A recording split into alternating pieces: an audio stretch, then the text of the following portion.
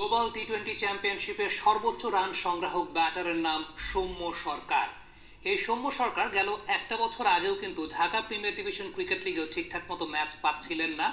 Definitely thanks to Chandika হাতুরা সিংহে তাকে প্রত্যাবর্তন করিয়েছেন, ওই কনফিডেন্সটা দিয়েছেন। এখন সৌম্য সরকার বেশ ভালো ফর্মে রয়েছেন এবং গ্লোবাল টি-20 চ্যাম্পিয়নশিপে সর্বোচ্চ রান স্কোরার। দেখেন, অনেকেই সৌম্য সরকারের টেকনিক নিয়ে অনেক কথাবার্তা বলেন যে টেকনিক্যালি খুব বেশি কি সাউন্ড একজন ব্যাটার বা টেকনিক্যালি খুব গ্রামাটিক্যাল ব্যাটিং কি করেন। কিছু কিছু ক্রিকেটার থাকেন যারা মূলত আসলে ন্যাচারাল স্ট্রোক মেকার কিংবা যাদেরকে আপনি বলতে পারেন স্ট্রিট স্মার্ট ক্রিকেটার। সৌম্য সরকার তেমনই একজন ব্যাটার। ফাইনাল ম্যাচে সৌম্য সরকারের ব্যাটিং এর কয়েকটা উল্লেখযোগ্য বৈশিষ্ট্যের জায়গা যদি আমি আপনাদেরকে দেখাই, তাহলে সবচেয়ে উল্লেখযোগ্য বৈশিষ্ট্যের জায়গাটা হচ্ছে যেটা বাংলাদেশের নর্মাল ব্যাটারদের একটা কমন প্রবলেমের জায়গা থাকে, যে তারা অ্যাক্রস দ্য উইকেট যখন যান ফ্রন্ট লেগটা ক্লিয়ার করতে পারেন না, টো পজিশনটা পয়েন্ট বা কাভার বরাবর থাকে।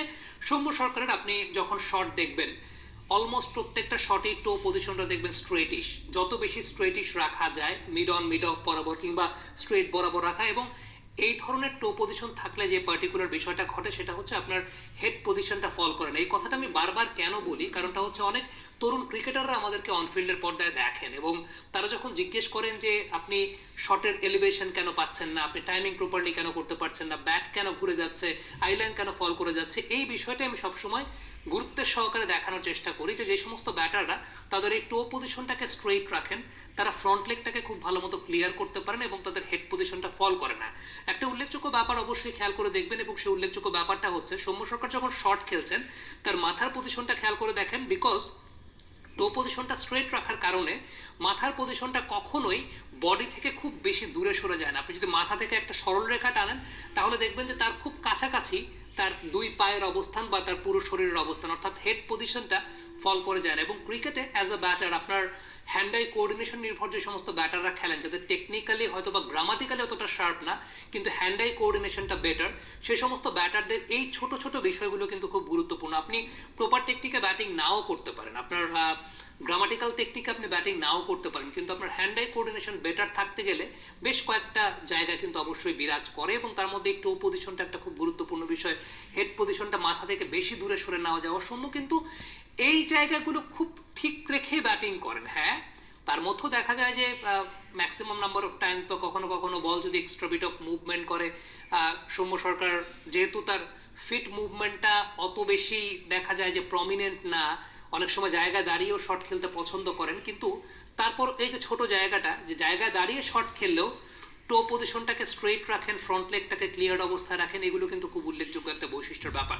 এই টুর্নামেন্টে যে বিষয়টা সবচেয়ে আকর্ষণীয় লেগেছে পাওয়ার প্লেতে সৌম্য সরকারের ব্যাটিং এবং পাওয়ার প্লের পরেও ইনিংসটাকে ক্যারি করে নিয়ে যাওয়া। আমরা যদি এই টুর্নামেন্টে সৌম্য সরকারের একটা পরিসংখ্যান দেখি যে 1 থেকে 10 নম্বর ওভার পর্যন্ত তার ব্যাটিং পরিসংখ্যান, 1 থেকে 10 নম্বর ওভার পর্যন্ত 5টা ইনিংসে 120 রান করেছেন, 90 বল থেকে 3বার আউট হয়েছেন, 2টা ইনিংসে তিনি 1 থেকে 10 নম্বর ওভার পর্যন্ত ক্রিজে ছিলেন, 40 তার গড়, 133 স্ট্রাইক রেট।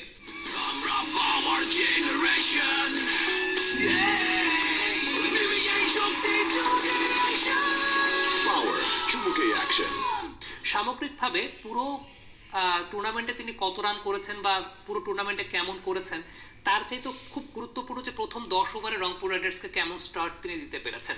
অলমোস্ট প্রত্যেকটা ম্যাচে রংপুর রাইডার্সকে তিনি কিন্তু বেটার স্টার্ট দিয়েছেন, যে কারণে রংপুর রাইডার্স প্রত্যেকটা ম্যাচে ক্লোজ ম্যাচ হেরেছে। যে দুটো ম্যাচ হেরেছে তারা কিন্তু ক্লোজ ম্যাচ হেরেছে এবং ক্লোজ ম্যাচটাকে ক্লোজ করেছে দেখেই রান রেটে তারা কিন্তু এগিয়ে ছিল এবং তারা ফাইনালে উঠতে পেরেছে।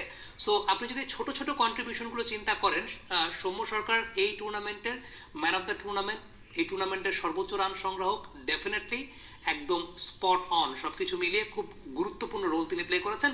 শেষে ছোট্ট একটা জায়গা একটু দেখাতে চাই, যে সমস্ত ব্যাটাররা ব্যাট সুইং নিয়ে কাজ করতে পছন্দ করেন বা চিন্তা করেন যে আমার ব্যাট সুইংটা ডাউন সুইংটা অনেক প্রপার হবে বা ডাউন সুইংটা অনেক বড় হবে, সৌম্যর একটা টপ শট দেখাতে চাই, টপ অ্যাঙ্গেল থেকে নেওয়া শট। তিনি ব্যাটের অবস্থানটা কোথায় হোল্ড করছেন, সৌম্য সরকার ব্যাটের অবস্থানটা হোল্ড করেন সেকেন্ড থাইতে, যেটা মডার্ন ডে ক্রিকেটে যে সমস্ত ব্যাটাররা নিজেদের ব্যাট সুইংটাকে প্রমিনেন্ট করতে চান বা ব্যাট সুইংটা চান একটু বেশি ডাউন সুইং হোক, তারা কিন্তু এই জিনিসটা ফলো করতে পারেন।